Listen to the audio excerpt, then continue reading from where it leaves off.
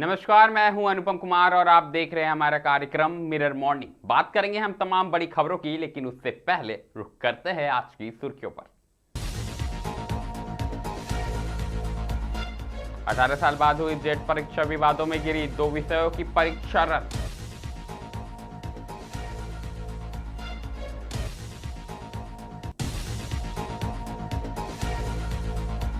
भीषण गर्मी के बीच 11 राज्यों में आंधी बारिश का अलर्ट, 70 किलोमीटर प्रति घंटा तक तेज हवाएं चलने की संभावना है।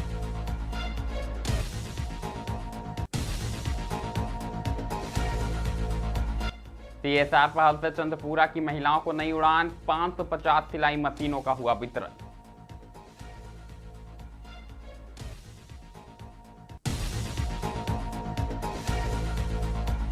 बंगाल में निर्भय चुनाव कराने को लेकर तैयारी तेज, हर बूथ पर सुरक्षा और निगरानी के पुख्ता इंतजाम।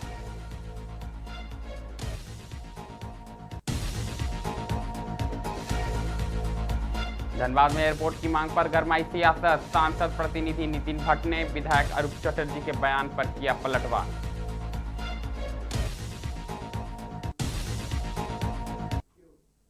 अब खबरें विस्तार से। सबसे पहले बात हम जेट परीक्षा की करेंगे। आपको बता दें कि लगभग 18 वर्षों के लंबे अंतराल के बाद आयोजित झारखंड पात्रता परीक्षा यानी जेट अब विवादों के घेरे में आ गई। जी हां, परीक्षा के दौरान सामने आई अनियमितताओं और अभ्यर्थियों की शिकायतों के बाद ओडिया और शिक्षा विषयों की परीक्षा को रद्द कर दिया गया है। परीक्षार्थियों का आरोप है कि प्रश्न पत्र में त्रुटियां, सिलेबस से बाहर के सवाल और परीक्षा संचालन में गड़बड़ियां देखने को मिली। कई केंद्रों पर समय प्रबंधन और व्यवस्था को लेकर भी असंतोष जताया गया। इन शिकायतों को गंभीरता से लेते हुए संबंधित प्राधिकरण ने जांच के आदेश दिए और फिलहाल दोनों विषयों की परीक्षा निरस्त करने का फैसला किया गया है। इस निर्णय के बाद अभ्यर्थियों में नाराजगी देखी जा रही है। उनका कहना है कि लंबे इंतजार के बाद आयोजित परीक्षा में इस तरह की लापरवाही उनके भविष्य के साथ खिलवाड़ है। अभ्यर्थियों ने जल्द नई तिथि घोषित करने और पारदर्शी तरीके से परीक्षा कराने की मांग की है।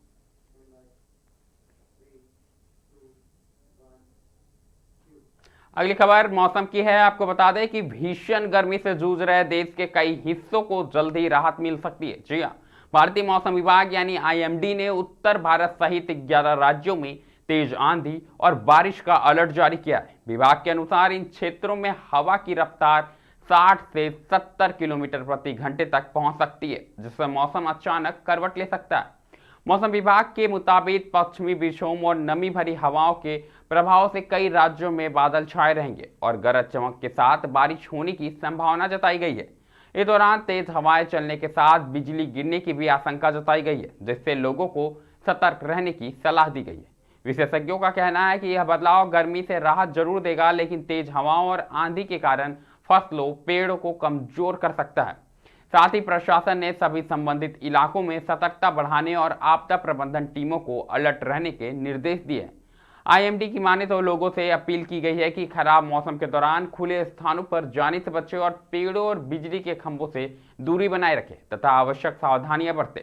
मौसम के इस बदलते रुख से जहां एक और तापमान में गिरावट आएगी, वहीं जनजीवन पर भी इसका असर साफ तौर पर देखने को मिल सकता है।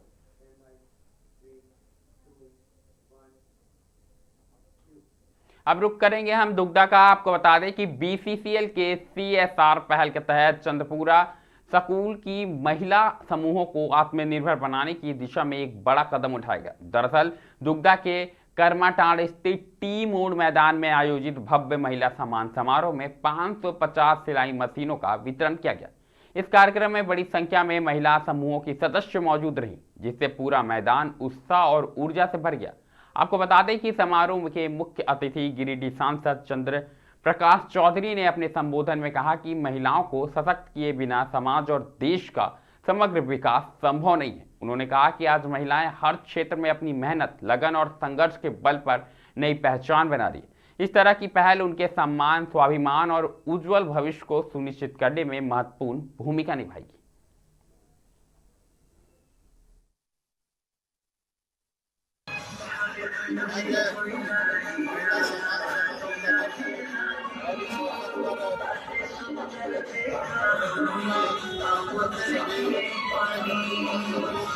सशक्त करने के लिए, रोजगार से जोड़ने के लिए 550 मछली का वितरण हुआ।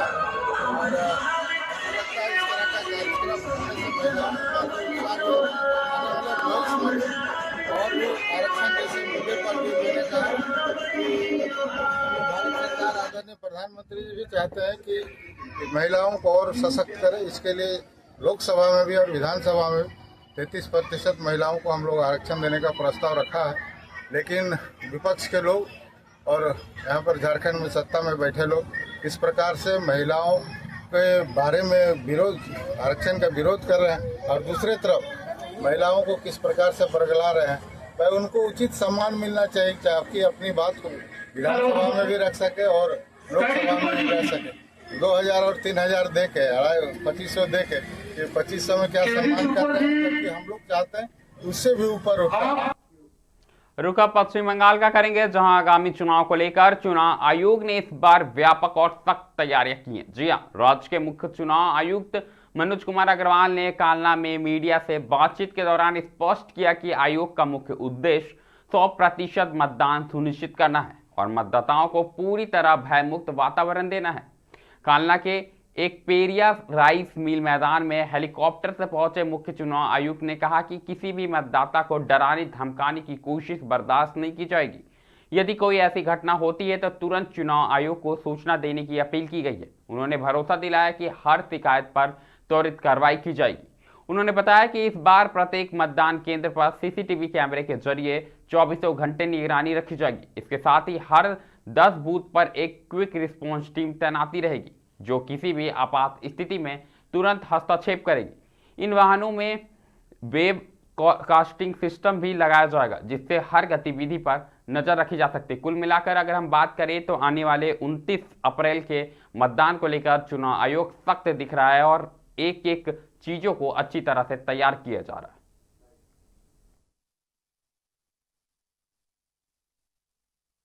ভিজিট করলেন, সেখানে 3 জন মহিলা প্রণাম করলেন। তো আমি তাদেরকে জিজ্ঞেস করলাম যে আপনারা কেন প্রণাম করলেন? তো বললেন যে সিও সাহেব খুব ভালো ইলেকশন কন্ডাক্ট করছেন, কোনো দুর্ঘটনা নেই, কিছু নেই, কোনো মৃত্যু নেই। কী প্রতিক্রিয়া আপনার? দেখুন উনি আমি কি বলবো, যেটা আছে মানুষ এত সচেতন আছে, এত ভিতরে থাকে, তারপরে সব জানে যেটা আছে। আমরা তো চেষ্টা করে যাব যেটা আছে কি প্রত্যেক ভোটার যেটা আছে নির্ভয়ে যাবে, ভোট দেবে। আর আমরা তো চেয়েছি 100% ভোটিং হোক। যত ভোটিং পার্সেন্টেজ বেশি হবে অত রিপ্রেজেন্টেটিভ গভর্নমেন্ট আসবে, রিপ্রেজেন্টেটিভ এমএলএ আসবেন। প্রত্যেক মানুষকে ভোট দিতে হবে। এটা তো ইসিআই বিশেষ উদ্যোগ নিয়েছে। এবার প্রথম পর্যায়ে আমরা 93% হয়েছে। আমরা এখনই এটা সেকেন্ড পর্যায়ে এটা বলবো কি আপনারাও এত করতে পারবেন আর কিছু ভয় করবে না, কিছু করবেন না। আপনাকে কেউ আটকাবে, ধমকাবে, চমকাবে, আমাদের কাছে ওষুধ আছে, আমরা দেবো সঠিক সময় সঠিক ওষুধ দেবো। পোলিং বুথ ভিতরে কোনো স্কোপ নেই কোনো গন্ডগোল করা। 100 मीटर ভিতরে full area under full control of CAP.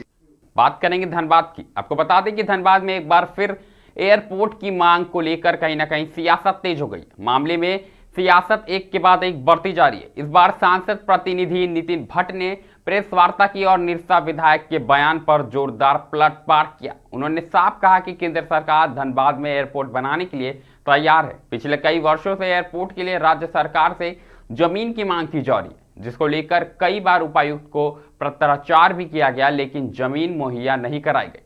वहीं एयरपोर्ट की मांग पर सांसद द्वारा निकाले गए पदयात्रा पर निरसा विधायक अरूप चटर्जी ने जो बयान दिया था, उस पर उन्होंने पलटवार करते हुए कहा कि अरूप चटर्जी लोगों को गुमराह करने का काम कर रहे हैं। क्या कुछ उन्होंने कहा, आप भी सुनिए।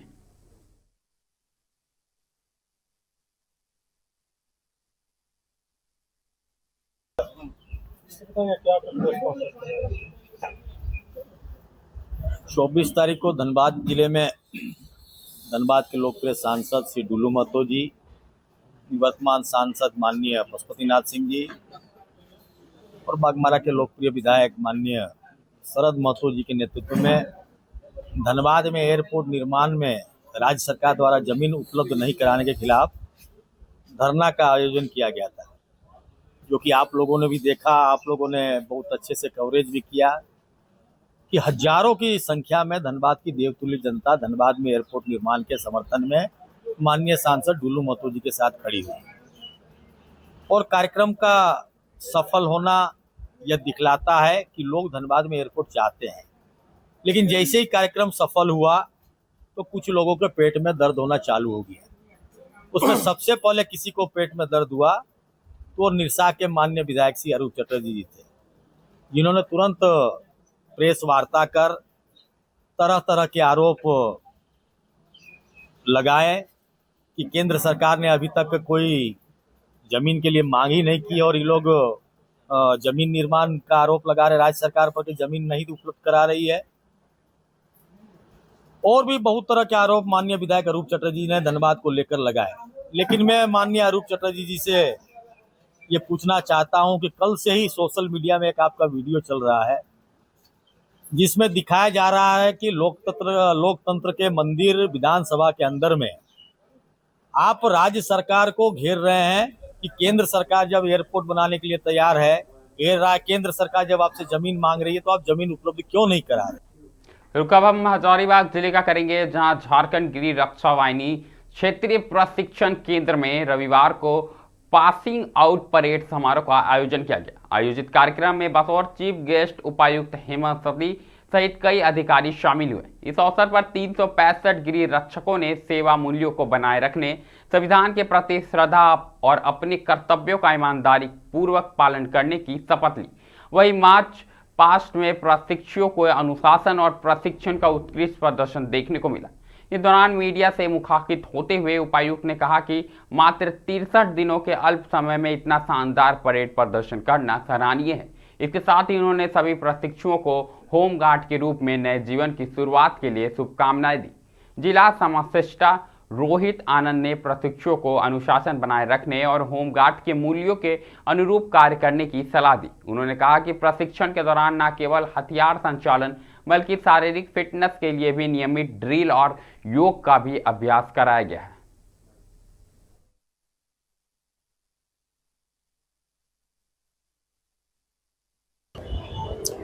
आज 355 जो प्रशिक्षु थे वो गृह रक्षा वाहिनी के सदस्य बन गए और लगभग इसमें से अधिकांश जो गृह रक्षक हैं वो गिरिडीह जिला से संबंधित हैं। सभी लोग यहाँ से अपनी सेवाएं देने के लिए गिरिडीह में जाएंगे और इन लोगों का लगभग 63 डेज का प्रशिक्षण रहा। बहुत ही अच्छी इन लोगों ने ट्रेनिंग प्राप्त की है और उम्मीद करते हैं कि इनको जो ट्रेनिंग में सिखाया गया होगा, इनके जो कार्य दायित्व और अनुशासन है उसका अनुपालन ये लोग अक्सर करेंगे ताकि होमगार्ड के प्रति भी एक जो विश्वास है वो और जनता का बढ़ सके। सर, दिल्ली में 63 दिन का इन लोग का प्रशिक्षण रहा। आज जो है पार्न परेड में आदरणीय डीसी सर और अन्य पदाधिकारीगण जो है वो आए हुए थे और उन्होंने जो है शपथ दिलाई और सबको जो है एक मैसेज भेजा कि आप सभी को जो है जो भी शपथ में बताया गया है उसके अनुरूप अपना व्यक्तिगत जीवन एवं जो आपका प्रोफेशनल जीवन है उसमें आपको काम करना है। इस तरीके से ट्रेनिंग दी जाती है। ट्रेनिंग के लिए हम लोग यहाँ विभिन्न संस्थान से हम लोग ट्रेनर्स को बुलाते हैं, जैसे यहाँ पे जैप, IRB और जिला पुलिस के और हमारे गृह रक्षा वाहिनी के जो हवलदार हैं ये लोग ट्रेनिंग देते हैं इन लोग को। और टोटल जो ट्रेनिंग का अवधि रहता है 63 डेज का रहता है, जिसमें विभिन्न प्रकार के ट्रेनिंग जैसे फायर आर्म्स में इंसास और 303 और आपका जो परेड होता है, PT होता है और ट्रैफिक, फायर और ये सब टाइप की ट्रेनिंग दी जाती है इस टाइप का, ताकि ये जो रुके एक बार फिर पश्चिम बंगाल का करेंगे, जहां पूर्व बर्धमान जिले के मोयल इलाके में एक प्रवासी मजदूर की रहस्यमय परिस्थितियों में मौत से सनसनी फैल गई। दरअसल मृतक की पहचान श्याम मंडल के रूप में हुई है। परिजनों के अनुसार श्याम मंडल कुछ दिन पहले विधानसभा चुनाव में वोट देने के लिए घर आया था। शनिवार को वह किसी काम से घर से बाहर निकला था, लेकिन देर रात तक वापस नहीं लौटा। काफी इंतजार के बाद परिजनों ने उसकी तलाश शुरू की। खोजबीन के दौरान उसका शव खेत में पड़ा मिला, जिसे परिवार में कोहराम मच गया। घटना की सूचना मिलते ही पुलिस मौके पर पहुंची और शव को कब्जे में लेकर जांच शुरू कर दी। फिलहाल पुलिस ने मामला दर्ज कर मौत के कारणों का पता लगाने में जुट गई है। আমার বাবার কোনো শত্রু নেই, না পাড়ায় আছে না বাড়িতে আছে, কোনো শত্রু নেই গো। আপনারা কি জানতে পারলেন আজকে সকালবেলা? আমরা জানতে পেরেছি ওই যে আকিবের বাড়িতে মদ খেতে গেছে, আমার বাবার সাথে আরেকজনে গেছে, সরজিৎ বলে ও আমার বাবাকে তুলে চলে এসেছে। গেল আমার বাবা কাঁদতে পারেনি, কিসের জন্য আনতে পারেনি। আমার বাবা এমনি মুনিশ খাটে আর মাঝে মাঝে বাইরে যায়। বাইরে কিসের কাজ করতে যেত? বাইরে এমনি ব্রিজের রড মটের কাজ করে। আচ্ছা, বাড়ি কবে এসছে? বাড়ি এসছে আজকে 3 দিন হলো। কোথায় কাজে গেছিল লাস্ট? লাস্টে গিয়েছিল আসাম। ওখান থেকে এসছে? হ্যাঁ, ওখান থেকে কিসের জন্য এসছে এখন? ভোট দেওয়ার জন্য বাড়ি এসছে, নাহলে আসতো না। কালকে কখন বেরিয়েছিল বাড়ি থেকে? কালকে আমাদের বাড়ি গেছে, আমার মেয়ের সঙ্গে কথা বললো দিয়ে সেই যে বাড়ি এসছে, বাড়ি থেকে বলছে 4টার দিকে বেরিয়ে গেছে, আর বাড়ি আসি। কি যে মারা গেছে কে হয় আপনার? আমার কাকা। কি অনুমান কিভাবে মারা গেছে উনি? আমার কাকা তো প্রধানত ভোট দিতে এসেছিল, ভোটের জন্য বাড়ি এসেছে। ও বাইরে রাজমিস্ত্রি যুগালের কাজ করে, সেখানে বাড়ি এসে ও একজনের সঙ্গ পেয়ে মদ খেতে গেছিল। আমাদের বাড়ির লোক যখন জানে আমার কাকি যে এখনো পর্যন্ত বাড়ি আসছে না, খোঁজাখুঁজি করেছে, খোঁজ খবর নিয়েছে যতটা পারে। কিন্তু যখন আমরা ভোরবেলা খবর পাই যে আমার কাকা ওইখানে লাশ পড়ে আছে, আমরা ওখানে গিয়ে দেখতে পাই যে আমার কাকার গায়ে পুরো গরম জলই হোক বা গরম মদই হোক ঢেলে দিয়েছে। সেটা বাড়িতে ধস্তাধস্তি করে এমন মারা হয়েছে। যে বাড়িতে মদ তোলে সেই বাড়িকে কেন্দ্র করেই আমার মনে হচ্ছে যে ওখানে সরডাঙ্গার যতগুলো ভাটিশালা আছে সেই বাড়িতেই যেখানে হোক আমার কাকাকে সেইখানে মেরেছে। মদের জন্য গেছিল ভোটের ব্যাপার নিয়ে। ভোটের ব্যাপার নিয়ে বলতে? ভোটের ব্যাপার হয়তো কোনো কারণে ভোটের নামে কোনো কথা হতে পারে বা মদ না, উনি কি কোনো হয়তো পার্টি টাটি করতেন নাকি? পারে না, এমনি খেটে খাওয়া মানুষ। আচ্ছা খেটে খাওয়া মানুষ, একদম গরিব, না বালক ছেলে, বাইরে কাজ করে। আচ্ছা। আর ও এসে শুধু ভোট দিতেই। अगली खबर भी पश्चिम बंगाल से है, जहां कांगसा में एक बीएलओ के खिलाफ बीजेपी नेता ने चुनाव आयोग में शिकायत दर्ज कराई। दरअसल बीजेपी ने आरोप लगाते हुए कहा कि चैताली रॉय गलती विधानसभा क्षेत्र के पार्ट नंबर 55 की बीएलओ हैं, जो शनिवार को गलती विधानसभा क्षेत्र से तृणमूल कांग्रेस के उम्मीदवार आलोक माझी के समर्थन में रोड शो किया था। वहीं आरोप लगाते हुए बीजेपी नेता ने कहा कि चुनाव आयोग को ईमेल के जरिए शिकायत दर्ज कराई गई। इस मामले में बीजेपी नेता ने रमन शर्मा ने कहा कि बीएलओ चुनाव आयोग के अंडर है, ऐसे में कोई बीएलओ कैसे तृणमूल की रैली में शामिल हो सकता है। हालांकि इस मामले में टीएमसी की ओर से कोई प्रतिक्रिया देखने को नहीं मिली है, लेकिन वोटिंग से पहले एक बार फिर सियासत गर्मा गई है।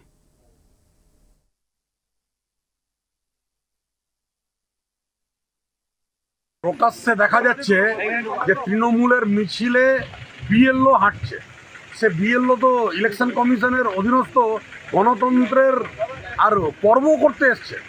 সে তো গণতান্ত্রিক পরিবেশে আর গণতান্ত্রিক পদ্ধতিতে সরকার গঠন করাতে এসছে, কিন্তু তৃণমূলের মিছিলে হাঁটছে। এটাকেই আমরা বলি যে পশ্চিমবঙ্গে আইনের শাসন নয়, শাসকের আইন। যদি শাসকের আইন থেকে মুক্তি চান, প্রকৃত গণতন্ত্র চান, প্রত্যেকের অধিকার সুরক্ষিত চান, তাহলে ভারতীয় জনতা পার্টির সরকার প্রতিষ্ঠা করতে হবে। এবং নির্বাচন কমিশনকে বলছি যে এর উপরে আর চোখ দিয়ে যত তাড়াতাড়ি হয় এদেরকে চাকরি থেকে যাতে সরিয়ে দেওয়া যায় এবং প্রকৃত গণতান্ত্রিক মানুষগুলোকে আনা যায়। প্রত্যেকটা মানুষের একটা ব্যক্তিসত্তা থাকে, সে প্রত্যেক মানুষ কোনো না কোনো রাজনৈতিক দলের সমর্থক হতে পারে। আর উনি যে বিএলও, ওনার ব্যক্তিসত্তা তো নিশ্চয়ই থাকবে। উনি বাজার হাটে বেরোবেন না, উনি বিএলও মানে সবসময় ওই পার্টির মানে আমাদের যে বিএলওর কাজটা করবে বাড়িতে, ওনার বাজার হাট দোকান মাথার যন্ত্রণার ওষুধ উনি কিনতে যাবেন না কি না বলুন? ওনাকে তো যেতে হবে। এরপর উনি সেখানে বেরিয়েছেন, এরপর কে ওর হাত ধরে ওনাকে রাস্তায় দাঁড় করিয়ে দিয়েছে, সেটা তো দায়টা আমরাও নেব না, উনিও নেবেন না। এটা হচ্ছে বিরোধীরা একটা রং চড়ানোর জন্য চেষ্টা করছে। কারণ मिरर मॉर्निंग में अभी के लिए फिलहाल इतना ही है। ऐसी तमाम बड़ी खबरों से लगातार हम आपको अवगत कराते रहेंगे। कहीं मत जाइएगा, बने रहे मिरर मीडिया के साथ।